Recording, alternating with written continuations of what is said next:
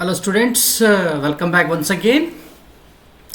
In this video lecture, we are going to discuss an example based on Gauss Seidal method.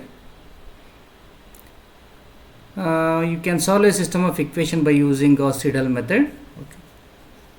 That is 5x plus 2y plus z is equal to 12, x plus 4y plus 2z is equal to 15 and x plus 2y plus 5z is equal to 20. And remember why Gauss Seidal method is. We are using Gauss Seidal method. Actually, Gauss Seidal method is an iterative process. We are applying iterative process only when the given system is a diagonally dominant. Diagonally dominant means just you can look at in the first equation, okay, the coefficient of x is 5, modulus of 5 is greater than sum of other two coefficient, that is modulus of 2 and modulus of 1.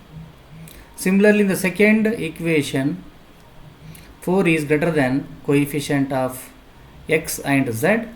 In the third equation, the coefficient of z is 5, which is greater than sum of other two, that is 1 plus 2. So if the given system is diagonally dominant, based on the dominancy, we are going to write the value of x. In the first equation, the coefficient of x is greater than other two, so we write x value in from first equation. Similarly, we are writing y value from the second equation because y coefficient is greater than other two coefficients. And in the third equation, the coefficient of z is 5. So therefore, I am writing z value by using this. Okay, you transform remaining other two and cross multiply 5. So first we are taking the initial approximation or initial solution to the given system is we are taking as a 0, 0, 0. And we represent the initial approximation as x power inside the bracket 0, y power inside the bracket 0 and z power inside the bracket 0, and we will take 0 for all values x, y, z. So now what is the first approximation? What is the first approximation? We can substitute in the given system and write this capital X as x power 1, y as y power 1 and z as z power 1. Look at inside the x value, write 1 by 5. This is 12 minus, write y as y raised to 0 because we are using initial values, and write z as z raised to 0 is equal to 1 by 5 times 12, keep it as it is, minus 2 into y raised to 0 value is 0. And z raised to 0 value is 0. Okay, so this is 12 by 5 is 2.4. Similarly, in the second equation, 1 by 4 into 15 minus, here I am not writing x raised to 0 because I already got x power 1. So therefore, instead of x raised to 0, I am replacing x by x power 1. I am updating here, and we don't know the updated value of z. Therefore, I will keep z raised to 0 as it is. So this is 15 minus x power 1 is 2.4 minus z raised to 0 is 0. On calculation, you will get 3.15. Similarly, for z value, I will write z raised to 1 is equal to 1 by 5 times 20 minus, we know both the values, right? We know x value as well as y value. Therefore, you can write instead of x raised to 0, you can write x power 1 and y power 1 because we know x power 1 and y power 1 here. This is 20 minus x power 1 is 2.4 minus y power 1 is 3.15. So the value is 2.26. We'll go for the second approximation.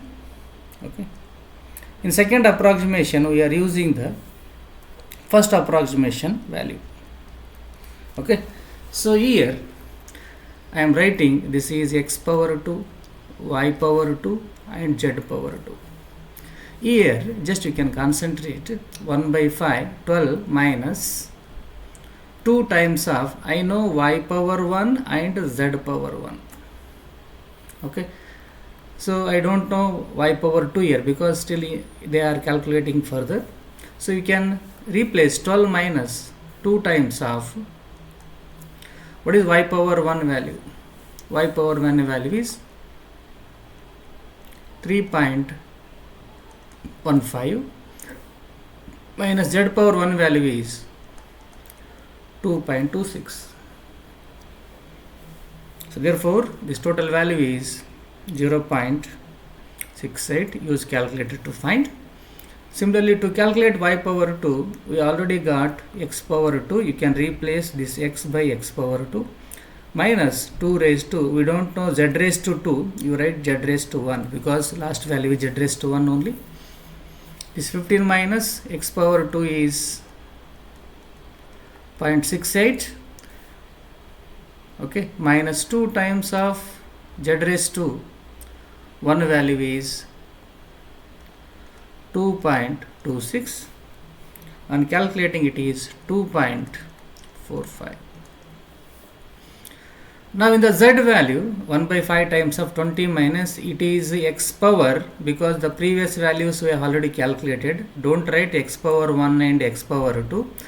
Because we know x power 2 as well as y power 2, you can use the updated values. What is x power 2 value? X power 2 value is 0.68 minus 2 times of y power 2 value is 2.45. The total value is 2.88. Fine. Now we'll go for third approximation. Okay. So to calculate third approximation only when if you have second approximation, right? Third approximation. Okay. Now, fine.